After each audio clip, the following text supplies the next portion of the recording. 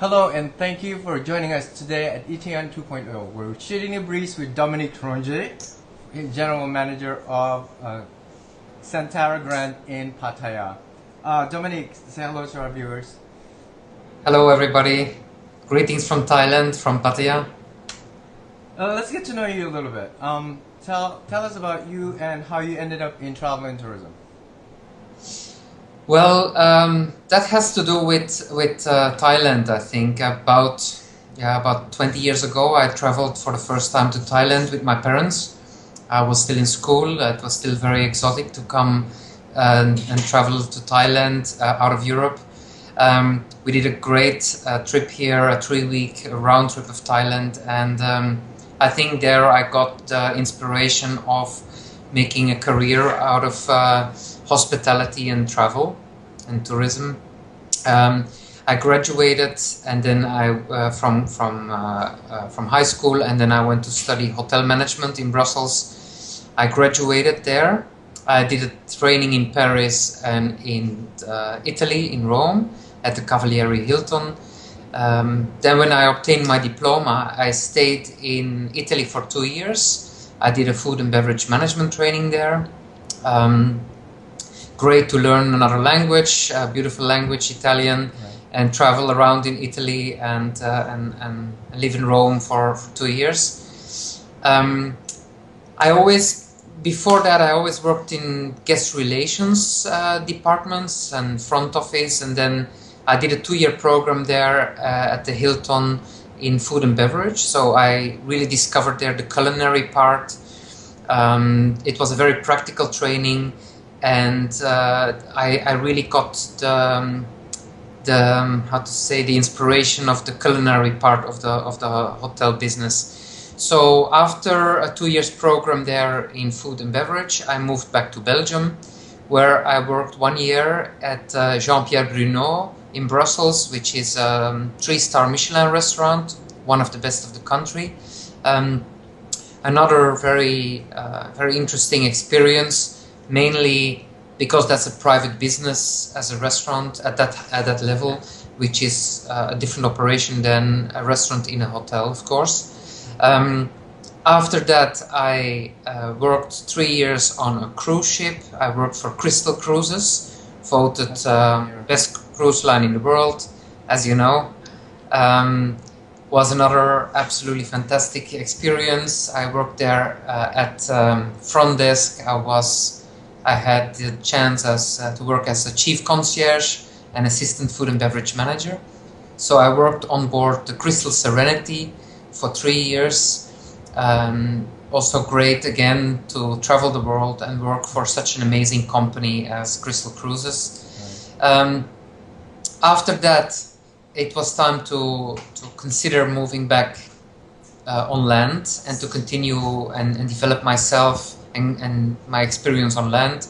And I always wanted to live and work in Thailand, and I believe there's a will, there's a way. Right. And I started to reach out to a few general managers in those days and hotels and resorts here in Thailand to see what opportunities there were. And then I started at the Chedi Phuket, a GHM property. From the cruises, you went to the Thailand right away? Yeah, correct. Oh, yeah. Wow. So that was how long ago? No, sorry. There is one part that I skipped. Before the cruise ship, I was managing a restaurant for 5 years in Antwerp, in Belgium. So sorry, there is one. The 3-star Michelin. No. To go back a little bit in time. So I graduated. I lived in Italy for 2 years.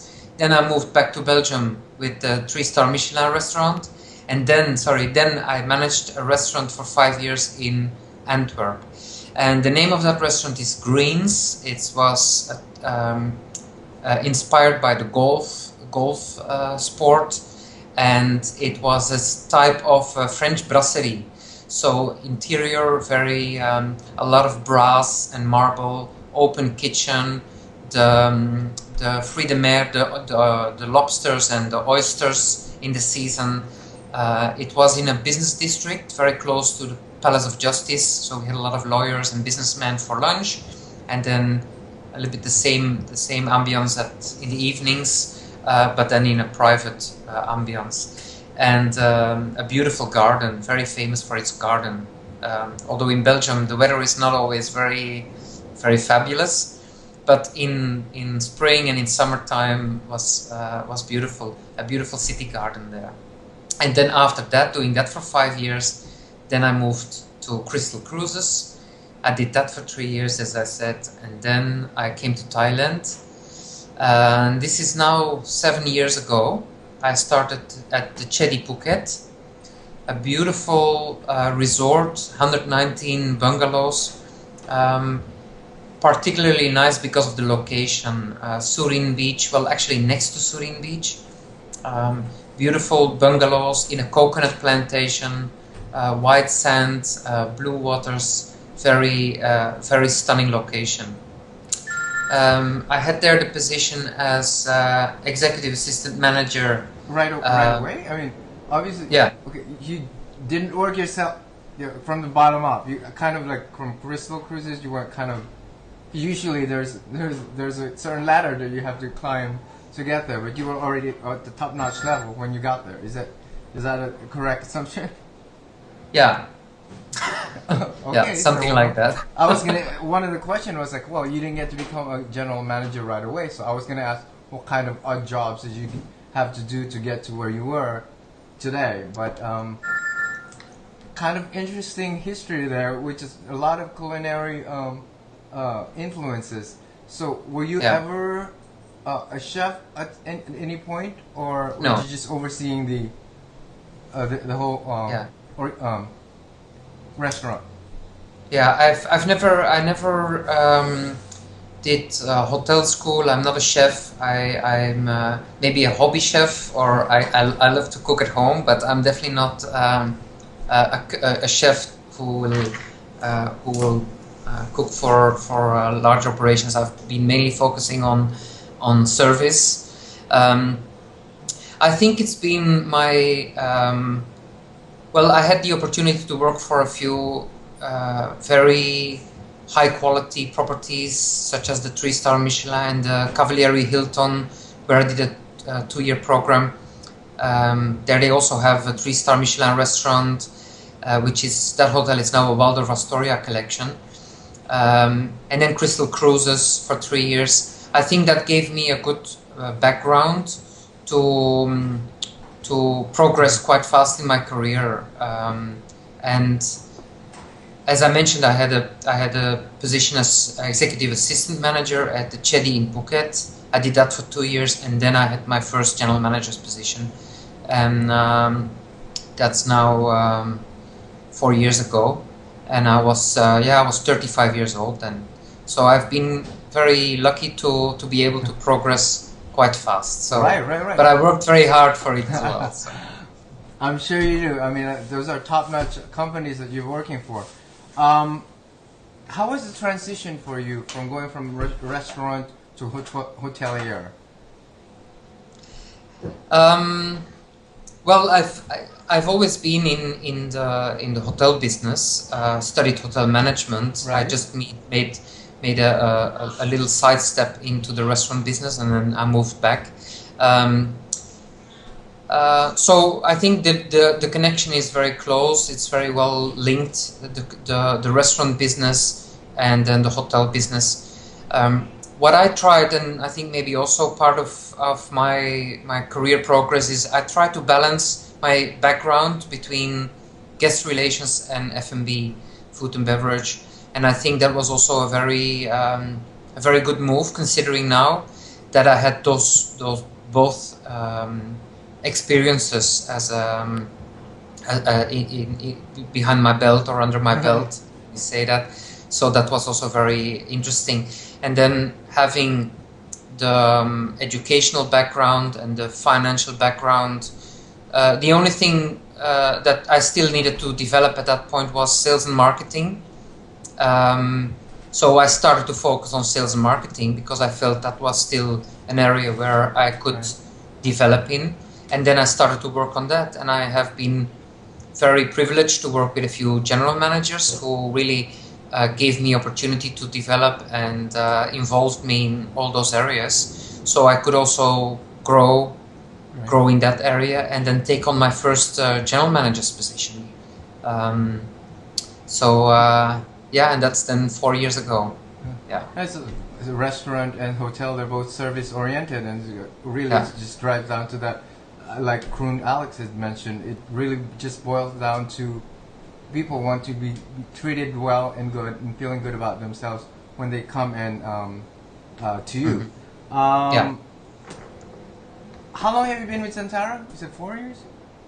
No, I started Centara here in 2012. I joined Centara Hotels and Resorts at September 2012 for the pre-opening of the hotel where I am at the moment. That is the brand new 5-star hotel here in Pattaya, the Centara Grand Pratamnak, which is owned by Tulip Group, is a Thai luxury condominium developer. Beautiful property we have here in Pratamnak. Pratamnak is still a little bit an unknown area here in Pratamnak, in Pattaya. It's just between the city center of Pattaya and Jomtien. It's more known as a residential area. There's a lot of beautiful villas here and condominiums, and we built this beautiful hotel here, very close to the beach, and it's a very special product, I must say. I hope, Nelson, you have the chance to come and visit us sometime. You will be quite impressed. Never rule out that possibility. You never know. Yeah, please do. The owner has spent a lot of money in the hotel, so the hardware is quite amazing, I must say. All the front of the house is marble and crystal chandeliers, and tables in the restaurant are onyx marble imported out of Iran, and we have all Casa Fendi furniture in the lobby, Italian imported designers furniture. The rooms are quite amazing. How many rooms do you have? 165. So it's a boutique hotel. Yeah. So it's a boutique hotel. So, okay. It's a bit smaller than the other grands that we have in Centara. Most of the Centara grands are of a much larger scale. Right. This is more boutique style luxury hotel. Yeah. That doesn't veer off of Kroon Alex's property. So, okay, you're both in Pattaya. Yeah. What sets you apart from his property? Because you're describing it with a lot of passion. He did also with his property. So, yeah. Okay, for somebody that wants to come to your property and want to make a decision, what sets you apart? Well, I think there at the moment now we have already 3 Centara Grands here in Pattaya, and they are all very different. And I think that's also the strength of the company and of the 3 Centara Grands here in Pattaya, because they are so different. And if I compare, for example, Alex's property, the Centara Grand Modus, which has a very particular design, very modern and a little bit of an industrial look, located on the beach. So it's really a very modern 5-star hotel, and it's on another side of Pattaya. It's another area as well. While our hotel is more is really more going into that luxury polished direction. It's more a private hotel.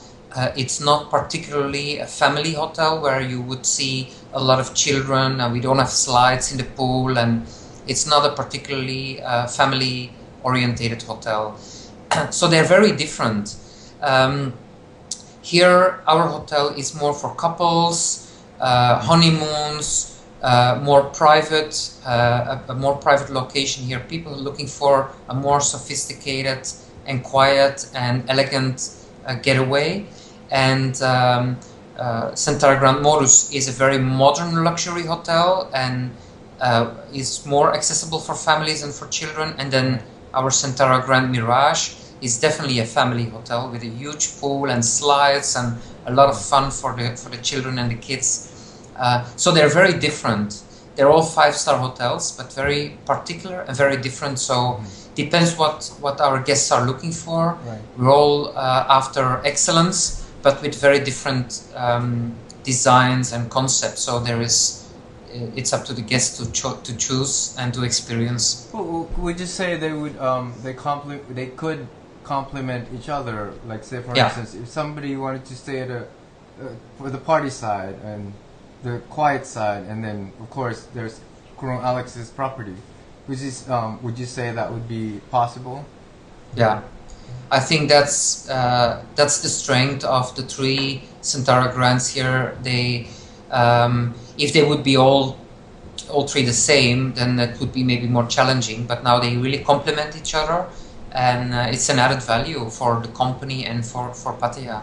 So there's a choice, and that's always good. Given your very extensive experience in culinary and gastronomy, you have quite a few restaurants at your property. Talk about that a little bit. Well, we have our specialty restaurant is our Italian restaurant that's on the rooftop, which has stunning views over the bay, has a restaurant and a lounge, and it's called Rufino. Rufino is an Italian winemaker out of Tuscany, very well known, very famous for its Chianti. It's one of the old Chianti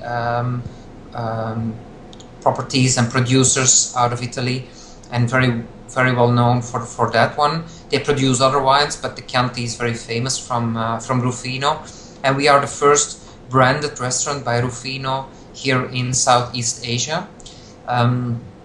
It's a beautiful restaurant. We have a glass wine cellar in there. We have an open kitchen with beautiful gray and black marble, and then a lot of glass, so you have stunning views all over the bay.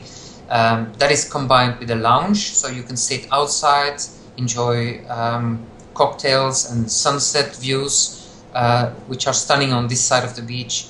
And we also use our rooftop for parties, for events, for functions outdoors. And so that's our Rufino, our Italian restaurant.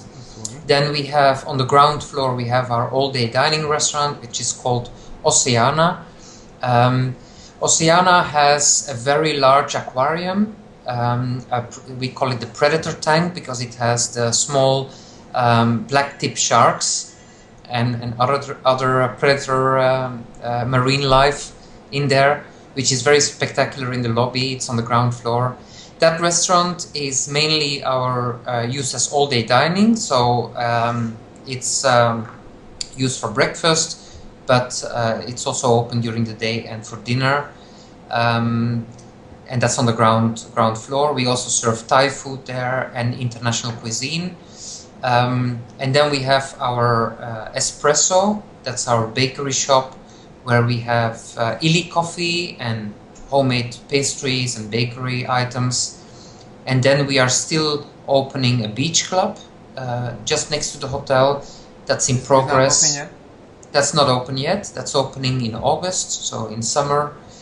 And then we have still another wing of rooms in construction. That wing is that's club rooms. There will be a meeting room, and there will be another rooftop. But that's still in construction, so that's basically by the middle of this year towards September to be all completed and opening. Okay, so the meeting room will be geared for its conferencing and that kind of thing. What's the occupancy for that? Yeah, it's not a big meeting room. It's more like a larger size boardroom, I would call it. So we can do meetings there, up to about 100 people in theater style or in dinner. This is about the amount of rooms that you have there anyway, right? Yeah. So it's a perfect size for that, for some corporate purpose. It's not a ballroom for large weddings or events like that, but it's good for meetings or dinners. And We have a beautiful courtyard where we can have coffee breaks and things like that. So definitely going to be a nice added value and another market for us where we can tap into. Right. And then that building, that will be all club rooms and suites. So it's going to be the concept as an executive floor where the guests have breakfast included, coffees and soft drinks during the day, and then cocktails and happy hour with canapes in the early evening. Given your very educated taste palette, what is the must-have dish for guests who want to come to your property? The must-have dish we have. Well, I think we have quite a few must-have dishes in our Rufino. If you if you like Italian food, definitely you have to come and try Rufino. Our pastas are amazing. If you like homemade pasta, that's definitely something you have to come and try. But also our Thai food is excellent. And what we do is we have regular culinary events. We just had the Oyster Festival in January and February. We had the weekends, we had oysters, both the French oysters and Japanese oysters. And now at the end of March, we're doing Wagyu beef and foie gras festival. So the distinction of those oysters, what sets them apart? I thought oysters were oysters. Yeah, no, they're not. But it depends. Some oysters are have more a sweet flavor, and then of course there's a different size in all of them, and it's in many cases there's a personal preference. Right. Some of the guests, they prefer a smaller oyster or a larger one, more sweet, more salty. Depends a little bit. I have to Pattaya for Oyster Festival then sometime. You'll have to try. In terms of entertainment, what does your property have to offer? Well, at the moment we have a DJ. We have our resident DJ Diva, and she's here on Thursday, Friday, and Saturday, and she's playing at the rooftop, so at the lounge, at Rufino Lounge. And then we also have our Do you have a jazz. picture of him on your website or somewhere you provide, so we can probably put a schedule of him sideways I to this could, video. yeah. Let's do that. Yeah, and more information is always available on our Facebook page as well. Okay. So there we post all the culinary programs and entertainment we have. So we also have a jazz singer a few days per week. But it depends, because we're changing also the program regularly. Depends on the season and on who's available and who's in town and so forth. So we keep it lively. Excellent. Yeah. We cannot shy away from what's going on in the political situation as we may. I mean, we can't ignore that. From your perspective as a hotelier from Pattaya, managing a Pattaya property, what is your take on the current situation now?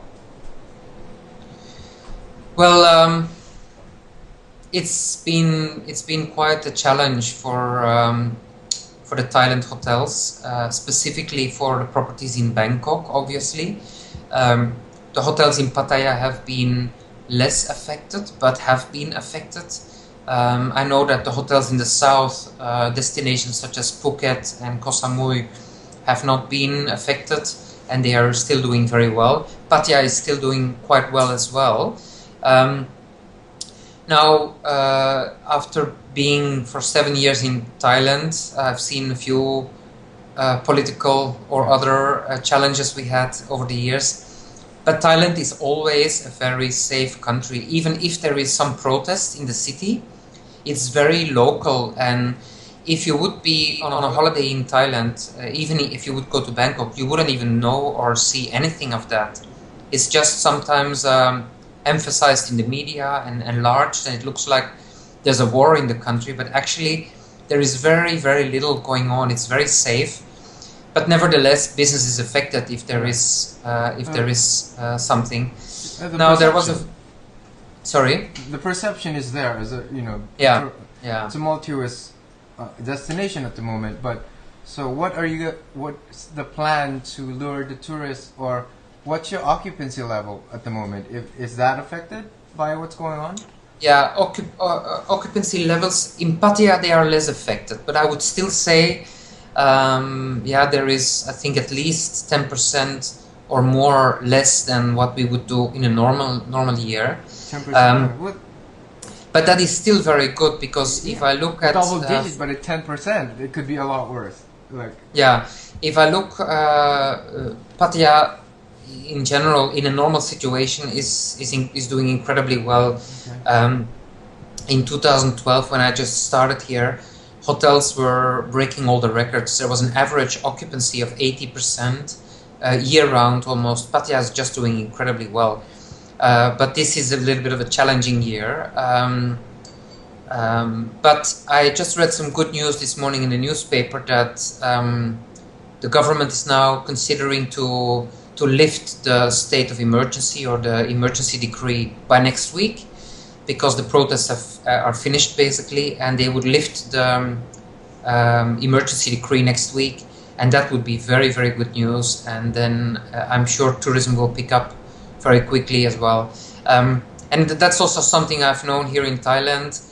We have our ups and downs and our crises, but I know that the tourism comes back very quickly, and even in bigger numbers than before. So I hope to have some very good news in the next coming days, that the emergency decree is lifted, and then everybody can just come back to Thailand and enjoy this amazing country, because it is really a great tourist destination. I'm sure I'm not alone, and you're not alone in wishing that. There's a lot of people that want to come to Thailand and really just want to experience the very unique land of thousand smiles, Thailand. What keeps you motivated in Pattaya, Dominique? Well, what keeps me motivated? Well, I have an amazing opportunity here to open this hotel. It was, for me, professionally a great challenge, because it was the first time I did an opening of a hotel. And then second, I've been able to work with an owner who really wanted the best quality, and really opened his wallet and invested in that, because that takes an investment as well. So for me, professionally, it was very interesting to do an opening at that quality level.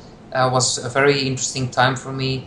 And now that we are open already since about 6 months, it's really driving the business in, and focusing on the guest satisfaction and the excellence in the service, in the quality, and then in the sales and marketing to drive business in, and looking at profitability. So that basically keeps me motivating. And I'm in Thailand. I'm very happy here still. I think it's my home away from home. And it's great to, well, if you ask me what keeps me motivated, it's great to work in a beautiful place, work and live in a beautiful place like Thailand. So definitely very motivated. Well, you speak of, say, French, Dutch, Italian, and English, obviously. Yeah. How's your Thai? Oh, no Thai. You're still working on that. Dominique, is there anything else you would like to add? No, I would just invite everyone who's listening or looking at the interview to don't be shy to come to Thailand, because it's very safe, nothing or very little going on, and definitely destinations such as Pattaya, Phuket, Samui, Chiang Mai are absolutely as beautiful as always, and peaceful and quiet. And even Bangkok is, there's nothing, no risk at all, or no danger to come to Thailand. So please, everybody, come to Thailand. I was just there. I'm a testament to that. So I was in Bangkok and nothing happened to me. I'm still here. So with that thought, I would like to thank you for joining us today, Dominic, and hope to see you at your property sometime. Thank you very much, Nelson. Thank you.